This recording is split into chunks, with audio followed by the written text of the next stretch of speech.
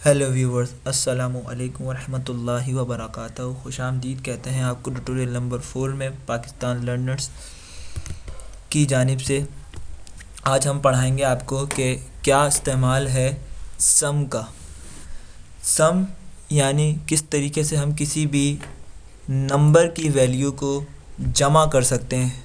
ठीक है, cell wise, column wise या रॉ वाइज। हमारे पास डेटा दो ही किस्म का होता है, चाहे वो रॉ की शक्ल में हो या चाहे वो कॉलम की शक्ल में हो। रॉ और कॉलम जब आपस में मिल जाते हैं तो सेल का वजूद बरकरार होता है। जिस तरीके से आपको यहाँ पर लिखा हुआ नज़र आ रहा है नेम बॉक्स में E3, तो ई का मकसद है हमारे पास जो ई पे मैंने यहाँ क्लिक किया तो मैंने पूरी के पूरी कॉलम को सिलेक्ट कर लिया है। और वन का मकसद है E1 रॉ। तो जब ई और वन आपस में कैलकुलेट हुआ तो ये एक सेल वजूद में आ गया। तो अब मैं ना ही कॉलम और ना ही रॉ, मैं सिर्फ एक ही चीज़ पुकारूंगा E3 D3 C3। अब 3 का मकसद ये कि कंटिन्यूसली एक ही रॉ चल रही है और कॉलम चेंज हो रहे हैं, यानी ए कॉलम चेंज हो गया, बी कॉलम चेंज हो गया, सी कॉलम चेंज हो गया, डी कॉलम चेंज हो गया और ई कॉलम चेंज हो गया। तो हमें ये समझ में आ गया कि हम किस तरीके से कॉलम और रॉ की पहचान करेंगे। इसका एक शॉर्टकट और भी है कि जब आप अपने कर्सर से यानी माउस से सेलेक्ट करेंगे इसको, तो यहाँ पर देखें FR यानी 5R का मकसद है कि आपने 5 रॉ मल्टीप्लाई बाय 2C यानी 2 कॉलम, यानी F और G ये 2 कॉलम है और 5 रो सिलेक्ट है। देन मेरे पास यहाँ पे मैंने एक डेटा बनाया हुआ है छोटा सा, जिसमें आपको समझाने की कोशिश करूँगा कि सम का इस्तेमाल क्या है और कैसे उसको इस्तेमाल करने के और कौन कौन से तरीक़ेकार हैं। ठीक है, मैंने यहाँ पर लिखा है कि सबसे पहला जो सम का आसान तरीक़ेकार है, जो बहुत ही आसान तरीक़ेकार है, वो है equal to value 1 plus value 2 plus value 3 plus value 4। इसके बाद भी आप और बहुत सारी वैल्यू लिख के प्लस प्लस करवा सकते हैं और आखिरी में इंटर करेंगे और तमाम वैल्यू आपकी एक ही वक्त में कैलकुलेट हो जाएगी।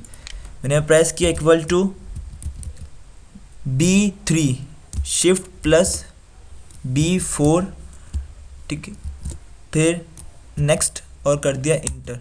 तो ये मेरे पास वैल्यू कैलकुलेट हो गई 150। अगर मुझे इसको मैन्युअली चेक करना है कि मेरे पास जो डेटा मौजूद है वो गलत है या सही, तो मैं इन तीनों सेल को आपस में जब सेलेक्ट करूँगा तो यहाँ पर मुझे मेरा डेटा बता रहा है 150। मेरे पास सम है, मेरे पास 3 सेल इस वक्त सेलेक्ट हैं और इन टोटल का एवरेज 50 है। तो ये स्टेटस बार में एवरेज, काउंट और सम की प्रॉपर्टीज़ ने मुझे वेरीफाई कर दिया कि जो कुछ मेरा आंसर है वो गलत नहीं हुआ। एक तरीक़ेकार और भी है इसी सम को इस्तेमाल करने का, वो क्या है कि आप ऑल्टर के साथ इक्वल टू प्रेस करेंगे, कहलाता है ऑटोमेटिकली सम, देन इंटर। जब आपने इंटर करेंगे तो अब मैं चाहता हूँ कि ये सेल ड्रैग होते हुए कॉलम नंबर रॉ नंबर 6 तक चले जाए कॉलम ई से। तो मैंने कॉलम ई में रहते हुए कंट्रोल D ड्रैग करूँगा तो तमाम किस्म का मेरे पास जो फार्मूला सिर्फ़ और सिर्फ E3 में लगा था, अब वो E3 से लेकर E6 तक पहुँच गया। ठीक है, तो ये हमने डेटा को रॉ वाइज काउंट कर लिया है, यानी जनवरी नॉर्थ में अगर जनवरी आ रहा है, नॉर्थ में अगर फेबररी और नॉर्थ में अगर मार्च है, तो सिर्फ इसने नॉर्थ का मुझे काउंट करके दिया है, यानी सिर्फ रॉ का। इसी तरीके से इसने साउथ का, इसी तरीके से इसने ईस्ट का, इसी तरीके से इसने वेस्ट का। मैं चाहता हूँ कि यही डेटा अब मुझे सिर्फ जनवरी का अलग बताए, यानी जनवरी कॉलम का अलग, फेब कॉलम का अलग और मार्च कॉलम का अलग। तो मैंने जनवरी पे आया, प्रेस कर दिया ऑल्टर के साथ इक्वल टू यानी ऑटोमेटिकली सम, देन इंटर। फिर मैंने प्रेस किया alter equal to, then enter. फिर मैंने प्रेस किया alter equal to, then inter.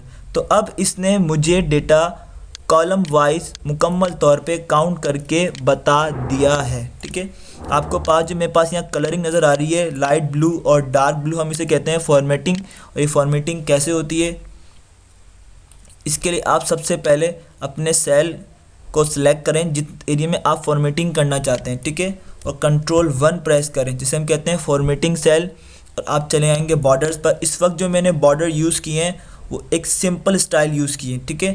इसके अलावा और भी बहुत सारे बॉर्डर्स के स्टाइल हैं, वो अगर आप चाहें तो इस्तेमाल कर सकते हैं, ठीक है। ये बॉर्डर का कलर भी चेंज कर सकते हैं, मैंने यहाँ ब्लैक कलर यूज़ किया है, आप यहाँ पिंक कलर भी यूज़ कर सकते हैं। इसी तरीके से मैंने ओके किया तो देखिए जहाँ जहाँ मेरे पास डेटा सेलेक्ट था वहाँ वहाँ मेरे पास पिंक कलर हो गया है। फ़ॉन्ट कलर कैसे चेंज होगा इसका मैंने सेलेक्ट किया और ये फ़ॉन्ट की प्रॉपर्टीज़ पे आया। इस वक्त मैं इसको यहाँ लाइट कलर में आराम से चेंज कर सकता हूँ, ठीक है। इसी के बाद मुझे हॉरिजॉन्टल फॉर्म में डेटा को सम करना है, ठीक है। हॉरिजॉन्टल फॉर्म यानी रॉ में डेटा को सम करना है, कॉलम में नहीं करना। जब भी बात हॉरिजॉन्टल की होगी तो दायरी बात रॉ की होगी, और जब भी बात वर्टिकल की होगी तो बात कॉलम की होगी, ठीक है। तो अब मैंने यहाँ पर बहुत सिंपल तरीके से वही काम जो मैंने पहले किया था, इक्वल टू लिखा SUM सम और प्रेस कर दिया टैब, और सम करने के बाद वैल्यू 1 कॉमा वैल्यू 2, ठीक है, और देन इंटर। अब मैंने 2 वैल्यू काउंट कर ली, 300 इसका आंसर आ गया। लेकिन मैं चाहता हूँ कि 300 के साथ जो मैंने थर्ड वैल्यू को छोड़ दिया है उसको भी ऐड करना।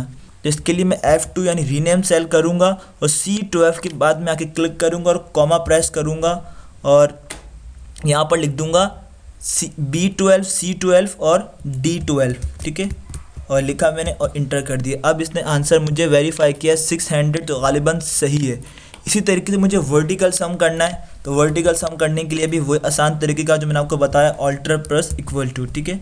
तो मैंने डेटा को सम कर लिया। कुछ डेटा हमारे पास ऐसे भी होते हैं जो ब्लैंक सेल से हट के होते हैं, जिस तरीके से मेरे पास B19 में डेटा फिल है और C21 में डेटा ब्लैंक है। इसी तरीके से D21 में डेटा फिल है और इसके अब इन तीनों को मुझे एक ही वक्त में एक ही दफ़ा में काउंट करना है। तो मैंने क्या करना है, equal to SUM tab sum B21 comma, फिर ये कॉमा फॉर्मेट यानी कोई भी वैल्यू मैं ले सकता हूँ, चाहे उसका ताल्लुक रॉ से हो या कॉलम से हो, ठीक है। फिर मैंने क्लिक किया कॉमा और फिर मैंने सेलेक्ट किया और देन इंटर। अब देखिए इसने मुझे वही आंसर वेरीफाई किया है जिसकी मुझे ज़रूरत थी।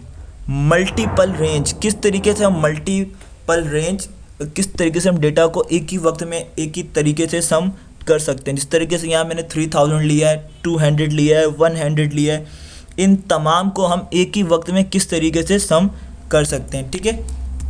तो बहुत ही आसान तरीक़ेकार, इक्वल टू SUM और मैंने किया टैब और फिर मैंने पूरे के पूरे एक कॉलम को सिलेक्ट किया, प्रेस किया कॉमा, फिर मैंने दूसरे कॉलम को सिलेक्ट किया और फिर मैंने कर दिया इंटर। तो मैंने इस तरीके से मल्टीपल रॉ एक ही वक्त में सिलेक्ट कर ली, ठीक है। अच्छा, किस तरीके से हम कॉलम को सिलेक्ट करते हैं और कॉलम को काउंट करने का सही तरीका कौन सा है और गलत तरीक़ेकार कौन सा है, ठीक है। अगर कोई आपसे ये बोले कि आप इक्वल टू के साथ पहली वैल्यू प्लस दूसरी वैल्यू प्लस तीसरी वैल्यू और इंटर कर दें तो आंसर तो सम हो जाएगा, ठीक है। लेकिन ये तरीका सबसे आसान है और ये तरीका सही है। लेकिन अगर आप इसी में लगा दें SUM और ब्रैकेट लगाकर इसको आखिरी में ब्रैकेट क्लोज करके इंटर कर दें तो ये तरीक़ेकार गलत है और स्टैंडर्ड के ख़िलाफ़ है। सम तो आपका डेटा हो जाएगा लेकिन स्टैंडर्ड वाइज डेटा नहीं होगा। अगर आप चाहते हैं स्टैंडर्ड में तो आप वैल्यू 1 को प्लस कर दें वैल्यू 2 में, फिर वैल्यू को प्लस कर दें 3 में, या इक्वल टू सम C48 यानी मेरे पास जो यहाँ पर दिया हुआ है B37, B38 और B39 को ऐड करके इंटर कर दें। अगर आपको ट्यूटोरियल पसंद आया तो आप लाइक कीजिए, शेयर कीजिए और अपने फ्रेंड्स को ये लिंक सेंड कीजिए और आप ख़ुद भी सब्सक्राइब कीजिए और अपने फ्रेंड्स को भी सब्सक्राइब करवाइए। अगर आप इस ट्यूटोरियल को लेकर कोई सवालात करना चाहते हैं तो आप ईमेल कीजिए pakistanlearners@gmail.com। Thanks for watching. Fee Aman.